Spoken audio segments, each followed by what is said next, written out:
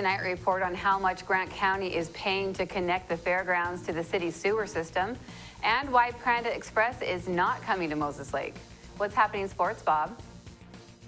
Elmira Cooley Heartline boys and girls close out the regular season with wins over Odessa last night, and the Mariners make another move. Let's take a quick peek at our Weather Center forecast. Meteorologist Mike Sines here. Our next storm system's already making its way ever so closely towards us. How will it impact this weekend? I'll let you know coming up. I'm Amber Jenks, and we have all this and much more on iFIBER 1 News. From the iFIBER 1 HD studio here in the heart of the Columbia Basin, this is iFIBER 1 News. Your #1 source for local news, sports headlines, and our very own Weather Center forecast covering the entire Columbia Basin. This is iFIBER 1 News, and it starts now.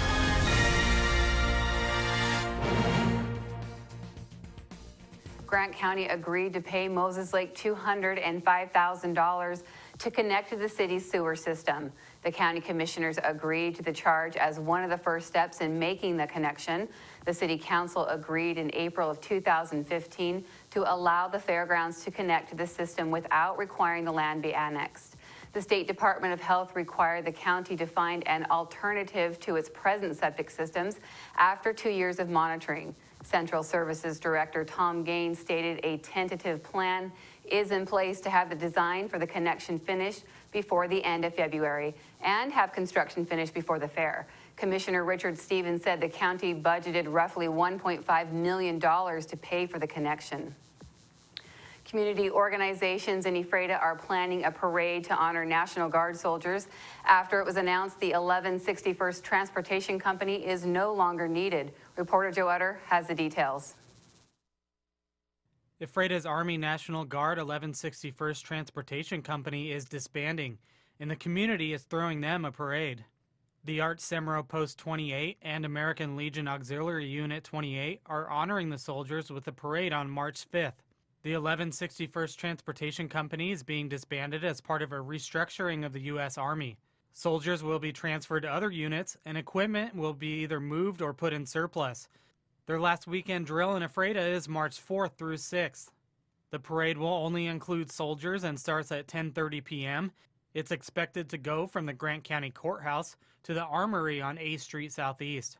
People are encouraged to bring banners, signs, or flags to show their appreciation for the soldiers. The American Legion and Art Semro Post ask Ephrata businesses to show their appreciation and support on signs and message boards. For more information on the parade, people can call 509-754-4889. This is Joe Utter for iFIBER 1 News. Eating a dinner on February 19th can help dogs and cats at the Grant County Animal Shelter. The Grant County Animal Outreach annual Spaghetti Dinner returns to Moses Lake and offers a dinner of spaghetti, garlic bread, salad, and a drink. The doors open at 5:30 p.m. and the dinner starts at 6 p.m. at the American Legion Post 209. The cost is $10 per plate or $5 for children under 5 years old. The event includes drawings for several prizes and a guest speaker. Donations help homeless and abused animals in Grant County, according to organizers. Grant County Animal Outreach is located at 6725 Randolph Road and can be contacted at 509-762-9616. Panda Express is not coming to Moses Lake. The restaurant's architect told city officials they decided not to proceed with plans to construct a 2,294 square foot building. The building was expected to be constructed on vacant property at the existing Penn Plaza Shopping Center on North Stratford Road. City officials announced they received the plans in May, but the project became delayed because of potential problems with the traffic turning into the area. Moses Lake Senior Planner Ann Henning stated the existing turn from the private driveway into the shopping center could have pushed traffic back onto Stratford Road. The company needed to develop a plan and work with Walmart to prevent the traffic issues. Henning stated the company wasn't able to resolve the issue, so it decided not to build at the location. Now we take a look at people being sought by law enforcement. This is Sheriff Tom Jones with the Grant County Sheriff's Office. Each of the people you see here have a warrant for their arrest. If you see any of these people, we ask you do not attempt to detain or apprehend them, but call us at 509-762-1160 or send us an email at primetips@co.grant.wa.us. If the person is presenting a danger, call 911. With your help, we can bring these people to justice and make our community safer. We'll be back right after this.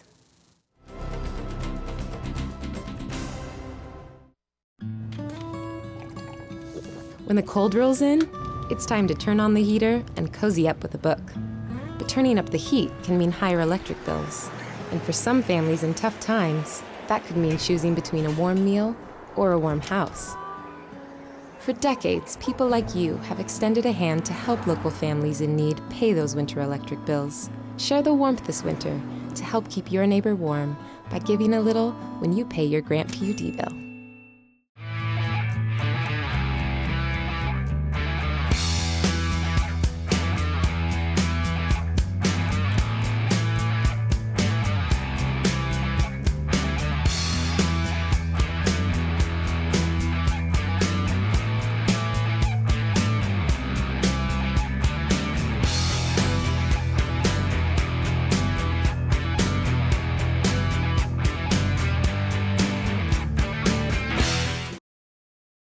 This weather segment brought to you by Barry Motors, one great place to buy and service a car. I'm meteorologist Mike Sines with a look at our weather headlines for this evening. We're going to have a front that'll move into the area for tomorrow that'll give us rain chances, and then we are going to see conditions clearing by the time the weekend rolls around. The majority of the heaviest rain is going to be west of our area. Taking a look at our almanac for us here in Ephrata, you can see we reached about 0.009. That's almost a 1/10 of an inch of rain. Low right around into the 27-degree mark, and the sun set for us at 5:04. Taking a look at conditions right now outside, we are 37 degrees, cloudy, and the humidity is going to continue to increase. Here's a look at my forecast as far as my thinking goes for what's going to plan out. We're going to have a cold front system that's going to move in towards the region. As it does so, we are going to see scattered showers just ahead of that front, and that's going to be in towards our region where we will see showers, and they won't be as heavy as what's expected out over the western portions where they are going to see heavier amounts of rain. Once this front system passes and clears, it's going to turn very windy for Saturday. So that's my timing at a look. Now let's break it down for you. Here's our in-house model showing a clear night tonight. We're going to have still a few flurries out towards over the mountain regions, however, mostly clear throughout the region. Now already, look as we head into Friday, showers and storms moving in here. This is Friday night as we make our way into Saturday. Showers are going to be sticking around through the evening hours, so just have your umbrella ready. How much rain are we actually going to be expecting once this event is all said and done? Look at the models. They're going to continue to go up as far as numbers go, roughly an inch along the coast, and then not even that where we are. So a very, it's not going to be a very heavy rainmaker, but we are still going to see rain, so just have your umbrella ready as we head into the next tomorrow. Taking a look at my forecast, we are going to see those rain. However, we can see it as weather conditions. Temperatures in the 50, rain, Yakima 40 with mostly sunny skies as we head into the Columbia Basin. 43 in Ephrata, rain showers throughout the day, mostly cloudy skies. These are going to be scattered in nature, and they're going to have the same general trend moving in from the west and moving to the east. That's going to be our general trend for these storms. Taking a look at my extended outlook, and you can see here wet, then a mostly stable weather pattern. We're going to see a 50% chance of showers and storms for Friday, a nice stabling weather pattern, temperatures jumping right up into the upper 40s, mostly sunny by the time we start the beginning of next week. A nice change in the weather pattern for all of us. Thanks so much for watching Sports Next. To save some energy, I've used Einstein's mass energy equivalents to design the haptic suits you see in front of you. They will maintain our core body temperature while we completely turn off our heat and air conditioning. With the money we save on our Grant PUD bill, I'll be expecting that trip to Disneyland this year. You don't need to be a super genius to save energy and money. Visit grantpud.org to learn how. The new flamethrower cheeseburger now with a $5 lunch. I'm going flamethrower today. Remember what happened last time? I'm going flamethrower today. Gary, do you remember what happened last time? I'm going flamethrower today. Remember what happened last time? Comes with a Sunday now. I can handle it. You know your body, Gary. Go Flamethrower. Now the DQ $5 lunch comes with the new jalapeno bacon flamethrower cheeseburger, plus fries, drink, and a sundae. This is fan food, not fast food. The Manta Rays aquatic swim team turned in a solid outing at the Winter Open swim meet in Ellensburg. 8-year-old Anthony Alvarez set the pace with 8 first-place finishes in his age group. He swept the 25 and 50-yard butterfly, breaststroke, and freestyle events. Zachary Washburn swept all 4 of his individual events in the 2-day competition and broke 3 meet records in the process. Jessica Williams posted second-place finishes in the 100 breaststroke and 200 butterfly in the 13 and 14 age group. The Manta Rays will be among 400 swimmers who will take part in the Inland Empire Championships at Moses Lake High School, February the 26th through the 28th. Elmira Cooley Heartline boys blew past Odessa 82-27 in Cooley City last night. Charles Hunt led the Warriors' attack with a game-high 19 points. Hunt connected on 5 first-half shots from behind the long line, and ACH led 50-14 at the break. Peyton Nielsen added 14 points for the Warriors, who closed out the regular season with a perfect 20-0 mark, the 1B North Central Conference title, and the #1 seed to the district tournament. McGuire Isaac and Logan Bonnet finished with 12 points each. Brenna Oliver hit for a game-high 17 points to lead the Elmira Cooley Heartline girls to a 67-37 win. Gabby Isaac added a double-double, 13 points and 12 rebounds in the lopsided contest. It was a competitive first quarter with ACH up 17-10, but things unraveled in the blink of an eye for the Tigers, and the Warriors took a 42-20 score into the locker room at the half. ACH nails down the top spot in the conference standings and the #1 seed to the districts with a 14-1 record. The Warriors finish 18-2 overall. The M's GM, Jerry DePoto, continues to make moves for the ball club in the offseason. The latest addition to the organization is Korean slugging first baseman Dae-Ho Lee. The 34-year-old Lee was inked to a minor league contract with an invite to the big league spring training camp. Lee put up big numbers in the past 4 years in the Japan Pacific League, hitting for a .293 average with 112 doubles, 98 home runs, 348 RBIs in 570 games. We'll be back after this short break. You don't have to drive to Seattle for exceptional cancer care. Confluence Health's cancer program delivers world-class care close to home. We have a highly experienced oncology team in a state-of-the-art facility, and we're a member of the Seattle Cancer Care Alliance, which gives our patients access to world-renowned therapies developed at Fred Hutchinson, the University of Washington Medicine, and Seattle Children's. Together with the SCCA, we're delivering world-class cancer care close to home. Well, one thing I knew from being a patient myself was that a dental office is a scary place to come to. And so we wanted everything possible to make sure that our office is a comfortable place for our patients to visit.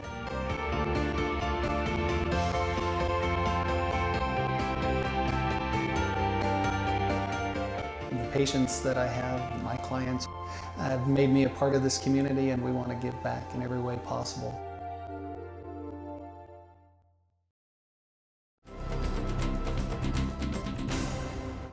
Our spotlight story tonight is about a group of students from St. Rose of Lima Catholic School visiting Grant County Superior Court and meeting with elected officials. Reporter Cameron Probert was there and has the story.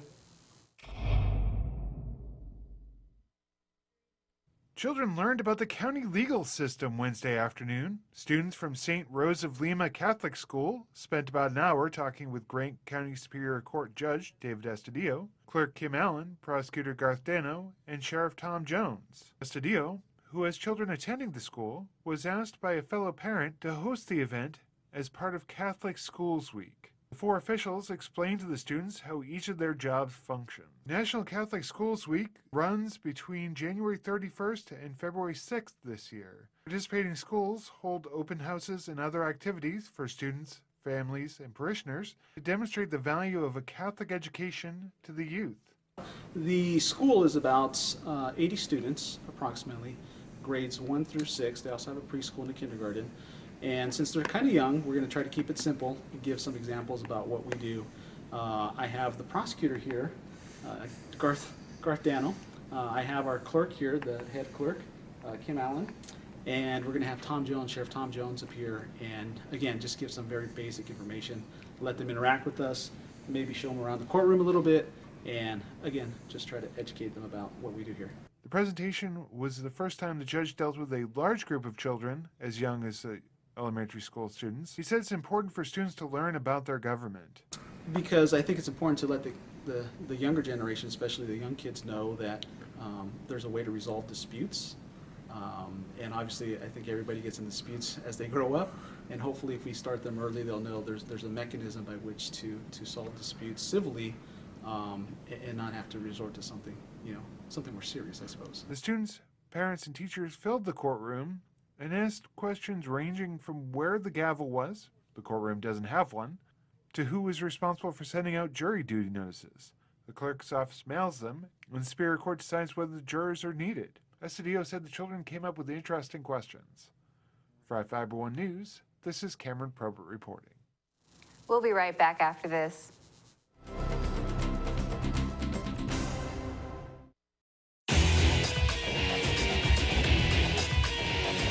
We are real students, and this really is our college. My dream will change the outcome of my life. My college is allowing me to achieve my dream. My dream is to be a pilot. My dream is to be a nurse. Only you can determine your dream. Big Bend will help you get there. What's your dream?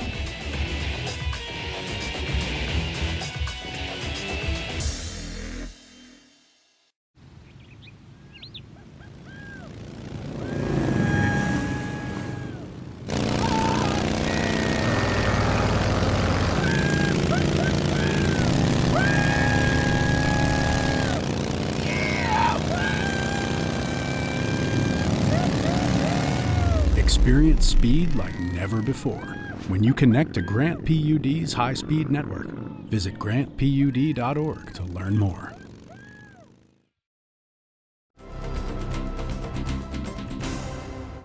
Welcome back. A woman served 90 days in jail for trying to stab her mother during a dispute about disciplining a child.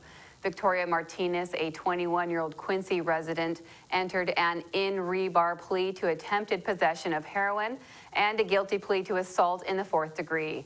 The in rebar plea means Martinez doesn't admit to committing the crime, but believes she would be convicted of a more serious crime if the case went to trial. Prosecutors initially charged Martinez with attempted assault in the 2nd degree, harassment, 2 counts of assault in the 4th degree, and malicious mischief.